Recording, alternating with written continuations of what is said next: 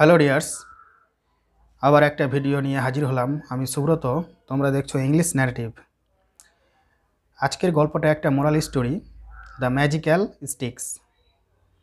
এখান থেকে তোমরা অনেক কিছু শিখতে পারবে, নতুন নতুন ভোকাবুলারি এবং গ্রামার। তো আমি প্রত্যেকটা লাইন ভেঙে ভেঙে পড়ার চেষ্টা করব। তোমরা শুরু থেকে শেষ পর্যন্ত দেখো। তো ভিডিওটা শুরু থেকে শেষ পর্যন্ত দেখলে অবশ্যই তোমরা উপকৃত হবে এবং কিছু জানতে পারবে এবং তোমরা নিজে নিজে পড়তে পারবে, যে কোনো টেক্সট, যে কোনো বই, যে কোনো গল্প, এই সমস্ত কিছু। তো আর কথা না বলে চলো সরাসরি ভিডিওটা স্টার্ট করা যাক। দ্য ম্যাজিক্যাল স্টিক্স, জাদুময় লাঠিগুলো। এস আছে, তো এটা বহুবচন, অর্থাৎ জাদুময় লাঠিগুলো। তো গল্প শুরু করা যাক।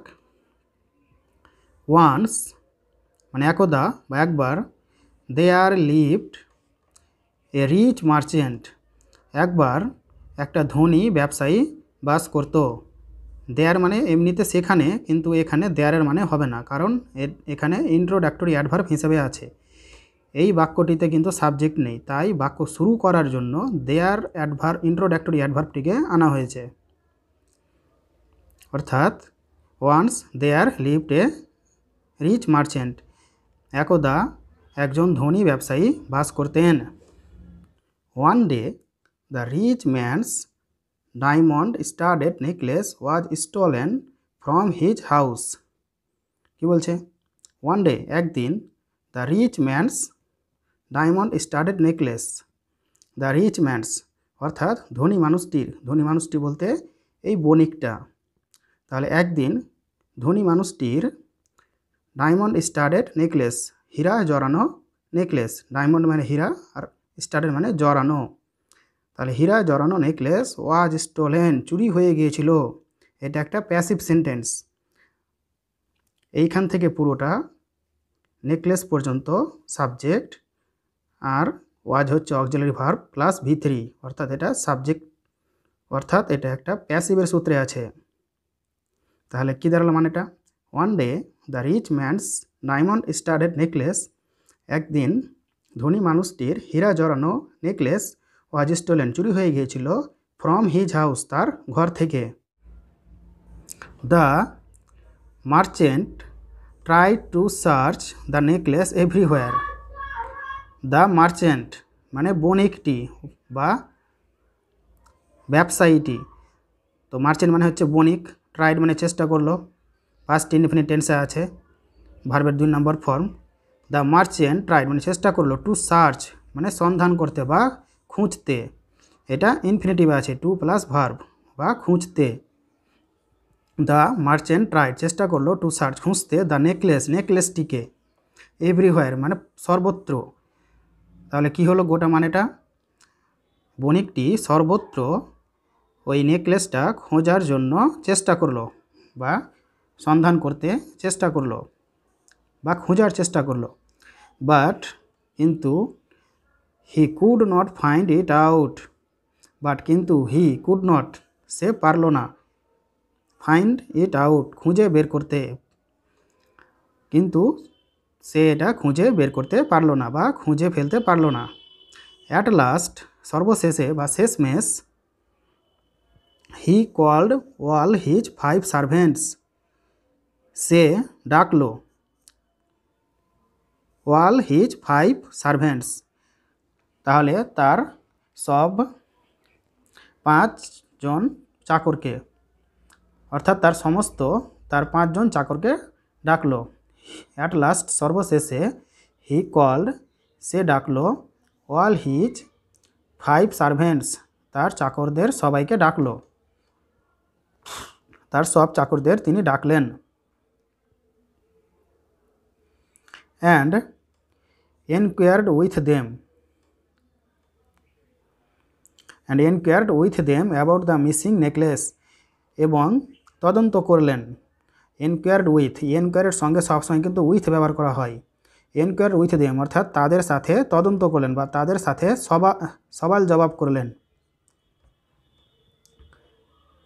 অ্যান্ড এনকোয়ার্ড উইথ দেম, এবং তাদের কাছে তদন্ত করলেন অ্যাবাউট দ্য মিসিং নেকলেস, হারিয়ে যাওয়া নেকলেসের ব্যাপারে, অর্থাৎ হারিয়ে যাওয়া নেকলেসের ব্যাপারে অনেক কিছু জিজ্ঞাসা করলেন।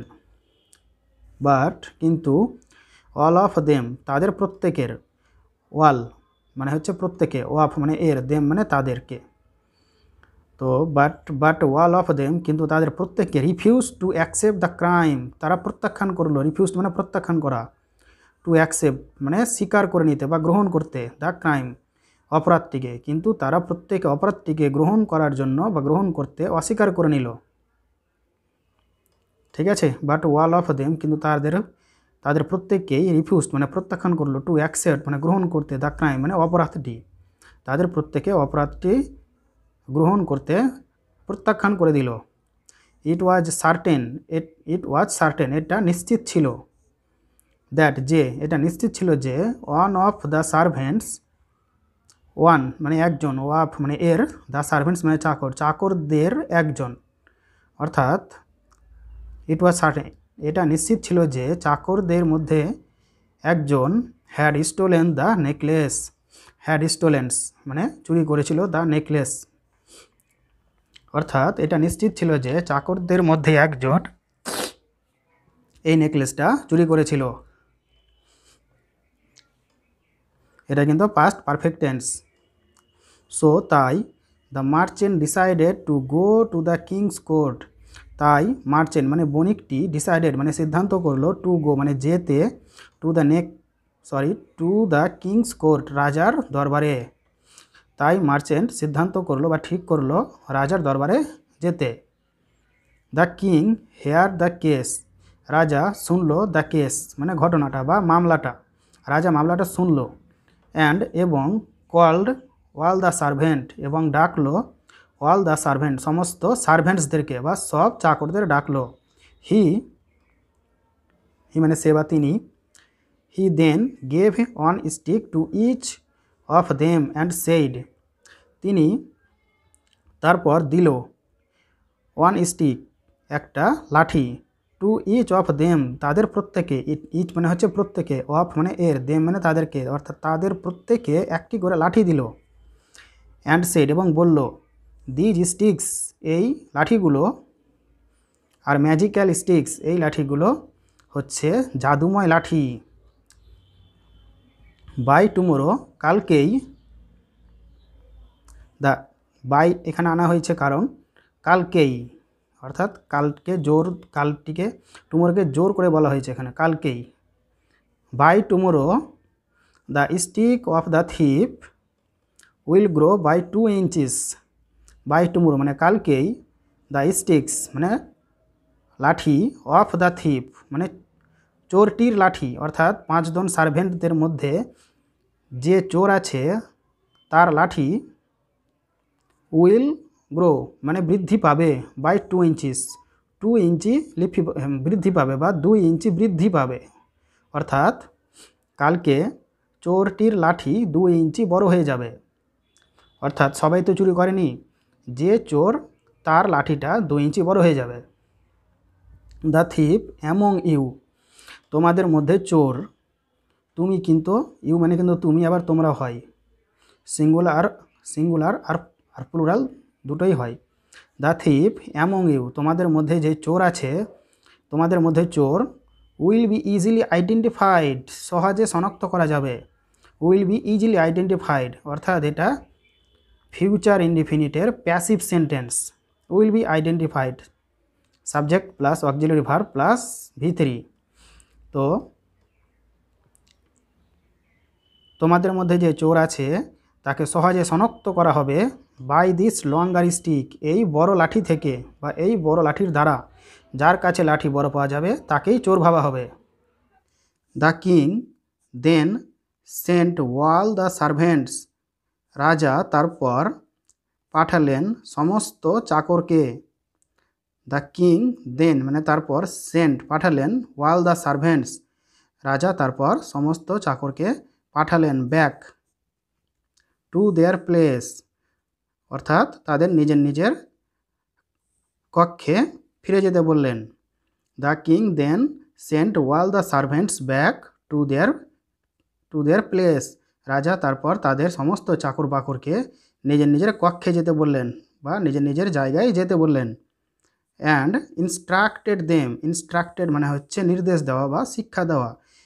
অ্যান্ড ইনস্ট্রাক্টেড দেম এবং তাদেরকে নির্দেশ দিলেন টু রিঅ্যাপিয়ার পুনরায় হাজির হতে। রিঅ্যাপিয়ার মানে হচ্ছে পুনরায় হাজির হওয়া।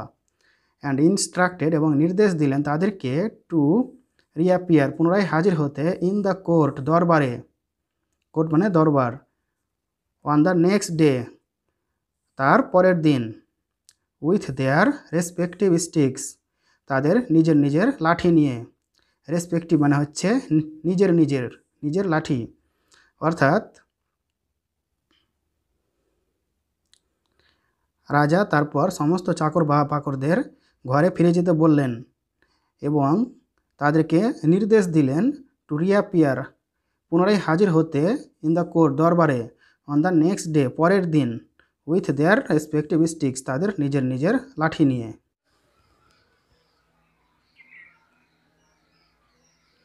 এই যে দেখো এখানে 5 জন সার্ভেন্ট এবং একজন বণিক।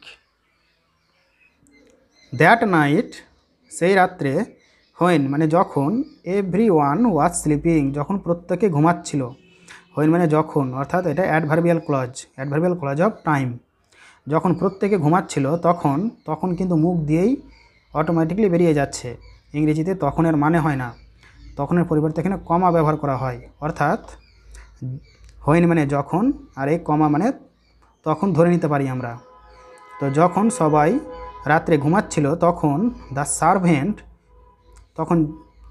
তখন চাকরটি who had stolen the necklace তো যে নেকলেসটি চুরি করেছিল, হ্যাড স্টোলেন অর্থাৎ past perfect tense, had stolen চুরি করেছিল দ্য নেকলেসটিকে। তো তখন যেই সার্ভেন্টটা নেকলেস চুরি করেছিল ওয়াজ রেস্টলেস ছিল বিশ্রামহীন অবস্থায় বা নিদ্রাহীন অবস্থায়, অর্থাৎ সে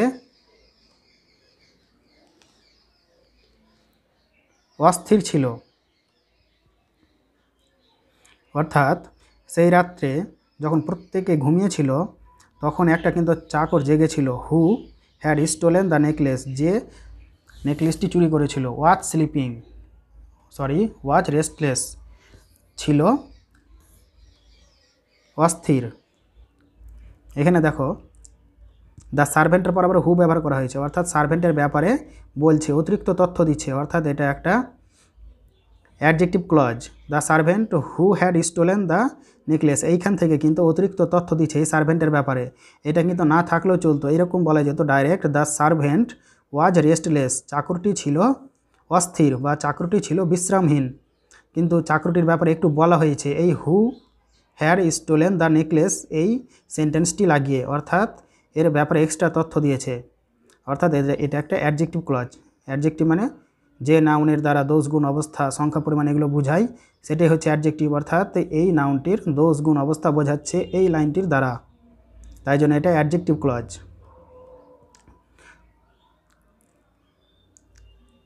তারপরে my stick will grow by tomorrow and I will certainly be caught and punished.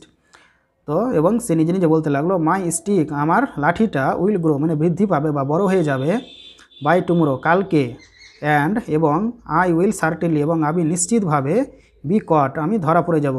তাহলে আমার লাঠিটি কালকে 2 ইঞ্চি বড় হয়ে যাবে এবং আমি নিশ্চিত কাল ধরা পড়ে যাব এবং আমাকে শাস্তি দেওয়া হবে। অ্যান্ড পানিশড মানে শাস্তি দেওয়া। I must do something to save my self. I must do আমাকে অবশ্যই কিছু করতে হবে, টু সেভ মাই সেলফ নিজেকে বাঁচাবার জন্য, টু সেভ মানে রক্ষা করতে, মাই সেলফ মানে নিজেকে। তাহলে আই মাস্ট ডু সামথিং আবার আমাকে অবশ্যই কিছু করতে হবে, টু সেভ মাই সেলফ নিজেকে বাঁচাতে। থট দ্য সার্ভেন্ট চাকরটি চিন্তা করলো। So he cut 2 inches from his stick and made it shorter. তাই সে কাট কাটলো 2 ইঞ্চিস, 2 ইঞ্চি কেটে দিল ফ্রম হিজ স্টিক্স, তার লাঠিটি থেকে। তো চাকরটি কিন্তু ওই চোর, যে চাকরটি চোর ছিল কিন্তু ভয় পেয়ে নিয়েছিল, ও ভেবেছিল লাঠিটা সত্যি সত্যি 2 ইঞ্চি বড় হয়ে যাবে, যে চোর তার লাঠিটা।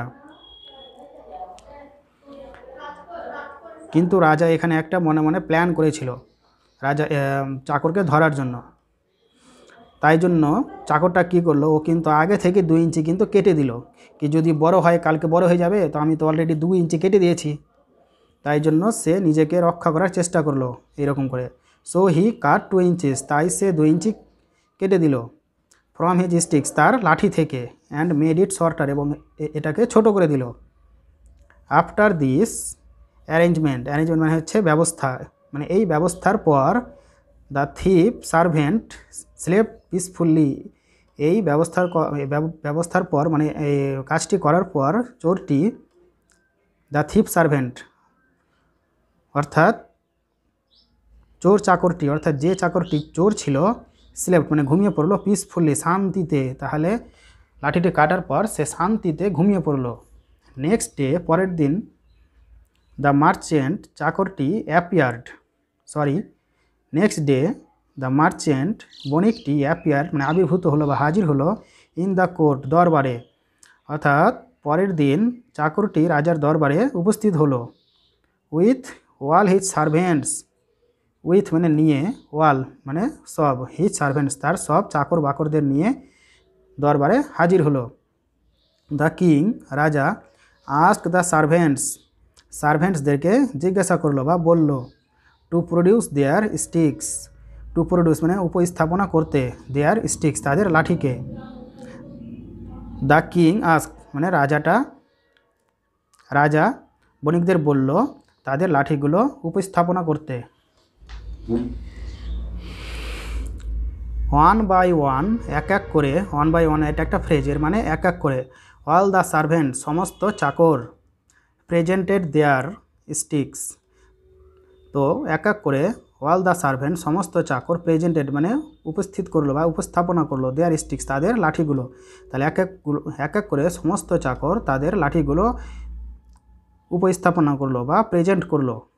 The king observed each sticks carefully, রাজাটি অবজার্ভ মানে পর্যবেক্ষণ করলো বা ভালো করে শনাক্ত করে দেখলো, ইচ স্টিক্স প্রত্যেক স্টিককে বা প্রত্যেক লাঠিকে, কেয়ারফুলি খুব যত্ন সহকারে বা একদম নিখুঁত করে সঠিকভাবে দেখলো। When the culprit servant gave his stick, when মানে যখন, এটাও একটা adverbial clause of time, when দিয়ে চালু হয়েছে। তো যখন, হোয়েন দ্য কালপ্রিট সার্ভেন্ট মানে অপরাধী চাকরটি, বা কালপ্রিট সার্ভেন্ট মানে হচ্ছে অপরাধী চাকরটি গেভ মানে দিল, হিজ স্টিক তার লাঠিকে, দ্য কিং কাকে দিল, রাজাকে, ইমিডিয়েটলি সেড তৎপরাৎ বলল বা তখনই বলল, সো তাই, ইউ আর দ্য থিপ তাই এবার তুমি হচ্ছে চোর। অর্থাৎ যখন অপরাধী চাকরটি তার লাঠিটি রাজাকে দিল, তখনই মানে ইমিডিয়েটলি মানে সঙ্গে সঙ্গে রাজা সেড মানে রাজা বলল, so you are the thief তাই তুমি হচ্ছ চোর। তো রাজা কিন্তু ধরে ফেললো, কিন্তু কারণ ও 2 ইঞ্চি কেটে দিয়েছে আর বাকিরা কাটেনি। আর ওটা তো একটা মিথ্যা কথা ছিল, লাঠি তো বড় হবেই না, লাঠি যত বড় ছিল তত বড়ই থাকবে, কেবল রাজার এটা একটা বুদ্ধি ছিল চোরকে ধরার জন্য। বাট কিন্তু my stick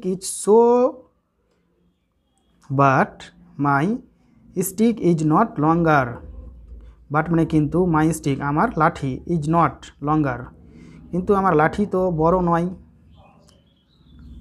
then other sticks অন্য কারো লাঠির চাইতে, অর্থাৎ এইটা একটা ডিগ্রি সেন্টেন্স, ডিগ্রি, কিন্তু আমার লাঠি অন্যদের তুলনায় বড় নয়, মানে বলতে চাইছে আমার তো লাঠিটা ছোট, সবারই লাঠি বড়, অর্থাৎ কিন্তু সে এটা জানে না কি কারোর লাঠি বড় হয়নি, সে নিজে কেটে ভুল করে দিয়েছে। ইটস শর্টার,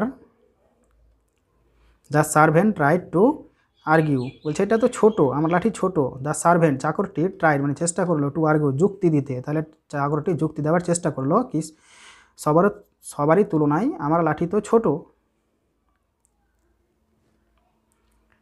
ইউ ফুল, তুমি বোকা। বোকা কোথাকার, ইউ ফুল মানে তুমি বোকা। There is no magic in these sticks, বলছে কি এই লাঠিতে কোনো ম্যাজিক নেই। দেয়ার ইজ নো ম্যাজিক, কোনো ম্যাজিক নেই। দেয়ারের মানে হবে না, আগেই বলেছি ইন্ট্রোডাক্টরি অ্যাডভার্ব, বাক্য শুরু করার আগে সাবজেক্ট হিসাবে দেয়ারকে ব্যবহার করা হয়েছে।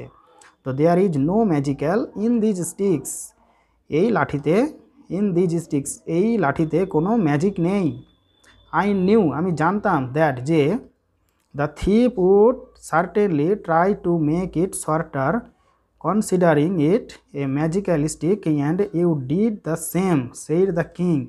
said the king, রাজা কি বলল, আই নিউ আমি জানতাম, দ্যাট যে, the thief would certainly try, চোর would certainly try মানে নিশ্চিতভাবে চেষ্টা করবে। তাহলে রাজা কিন্তু জানতো কি চোর নিশ্চিতভাবে চেষ্টা করবে টু মেক ইট শর্টার, এটাকে ছোট করার। তো রাজা এটা আগে থেকে জানতো কি চোর নিশ্চিত এই লাঠিটাকে ছোট করার চেষ্টা করবে। Considering it a magical stick মানে এই লাঠিটাকে একটি ম্যাজিক্যাল স্টিক ভেবে ছোট করবে। And you did the same, এবং তুমি তাই করেছিলে। And you did the same, তুমি তাই করেছিলে। সেড দ্য কিং, রাজা বললেন। তাহলে রাজা কিন্তু জানতো কি লাঠিটা যে সত্যিকারের চোর সেই কিন্তু কেটে ছোট করে দেবে, আর যে ছোট করবে সেই হচ্ছে অরিজিনাল চোর। রাজার বুদ্ধিগত দেখো। The culprit servant was sent to jail for his crime. The culprit servant অর্থাৎ অপরাধী চাকরটিকে পাঠানো হলো, ওয়াজ সেন্ট প্যাসিভ সেন্টেন্স আছে এটা, পাঠানো হলো টু জেলে, ফর হিজ ক্রাইম তার অপরাধের জন্য। মোরাল কি বলছে, নীতি কথা।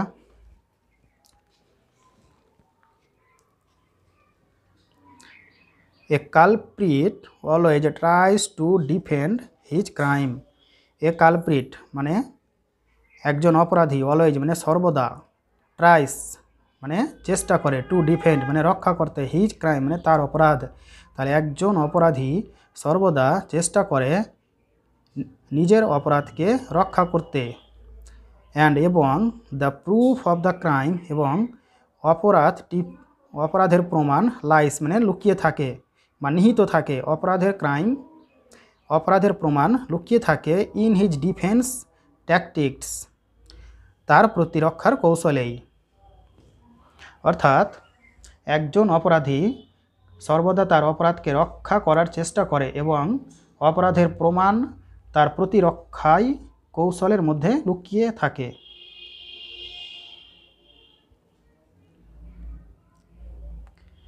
তো এই ছিল একটা মোরাল স্টোরি। তাহলে দেখলে রাজা কিভাবে তার বুদ্ধিমত্তার পরিচয় দিয়ে চোরটিকে ধরে ফেললেন। এইভাবেই কিন্তু আগে অপরাধীদের শাস্তি দেওয়া হতো। তো আশা করি বন্ধুরা এখান থেকে তোমরা অনেক কিছু গ্রামার, ভোকাবুলারি শিখতে পেরেছো। তো ভিডিওটা যদি ভালো লাগে তাহলে অবশ্যই সাবস্ক্রাইব করে নিও, এবং তোমাদের কিছু কমেন্ট করার থাকলে কমেন্ট করে নিবে। আজকের মতো বিদায়।